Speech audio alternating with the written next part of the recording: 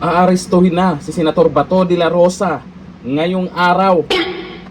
Yan ang post ni Montulfo kahapon at binalita pa yan ng TV5 ha.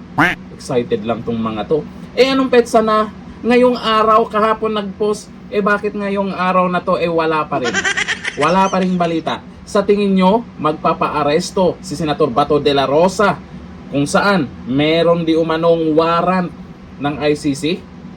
Sa tingin nyo, mauulit nyo yung ginawa nyo kay Tatay Digong? Mauulit nyo po yung group effort nyo? Ito namang si Montulfo, wag kami. Kilala na namin kung sino, kung ano ang mga Tulfo. Sa bagay, mabait naman yung mga Tulfo. Laki nga ng tip, di ba? Aabot ng 350 tip. May isa pa, bendalo pa. Etong si Montulfo, nasampulan nga to dati, di ba? Ayan dito sa balita. Montulfo, fake news.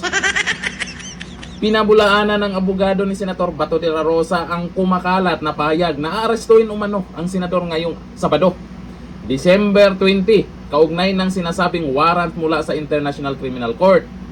Nauna rito, nagpost ang broadcast journalist na si Ramon Tulfo sa Facebook ng pahayag na aarestuhin na si Senator Bato de la Rosa ng pulisya ngayong araw. Tukoy na ng mga otoridad kung saan lungga siya nagtatago. Di wow. Ayon sa post, may warrant of arrest na umano laban sa senador na ipatupad ng mga pulisya. Subalit, mariing itinanggi ito ng abogado ni De La Rosa na si Atty. Estrelito Torion. Sa kanyang pahayag, sinabi ni Torion, hindi ko alam na appointed na pala as spokesperson ng PNP si Sir Montulfo. Oo, nauna siyang magsalita. Nauna pa siyang magyayaw-yaw dyan na meron dang warrant. Pero hindi nga alam mismo ng abogado ni Senator Bato de la Rosa na may warrant talaga. Oo, kung meron man, siya ba talaga yung nagsasabi kaagad na aarestuhan na ngayong araw? Personal niyang nakumpirma mula sa mga otoridad na walang katotohanan ang balitang may arestong magaganap. Montulfo, fake news. Yung isa, bindalo. Yung isa, mabait naman, nagbibigay sa mga Viva Max, di ba? Dagdag pa niya, ang ganitong uri ng pahayag ay nagdudulot ng hindi kinakailangang nerbiyos at pangamba sa pamilya ng senador.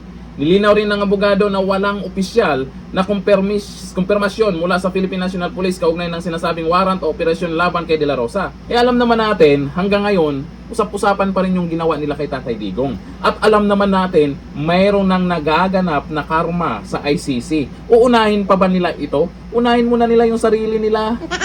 Hindi na nga sila nakakapagpadala sa mga pamilya nila. Ramdam na nga nila yung parusa ni President Trump, di ba? Tsaka sila may warrant na talaga sa Russia. Sino kaya ang source ni Ramon Tulfo? Yun pa rin bang sinasabi nilang si Boy Ihi? Oo, kasi nakaraan pa, pag meron akong video na ginagawa tungkol sa kanya, alam po natin, galit na galit sa Duterte yun. Ang daming nagko-comment, Boy Ihi, Boy Ihi. Bakit kaya? Ay, naalala ko nakaraan, di ba? Yung nahuli siya, na Ihi. Kaya naman pala, Boy Ihi. Yan yung matapang.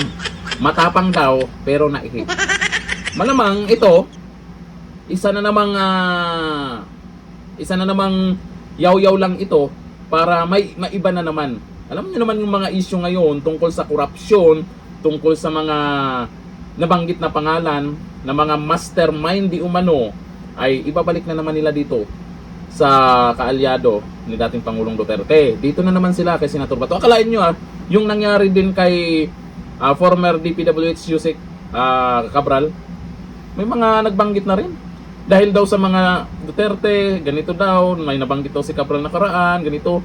Kinokonek lagi nila sa mga Duterte. Alam nyo, sa totoo lang, dahil sa ginagawa nyo, lalo nyo lang pinapalakas ang mga Duterte. Pinopromote nyo lagi.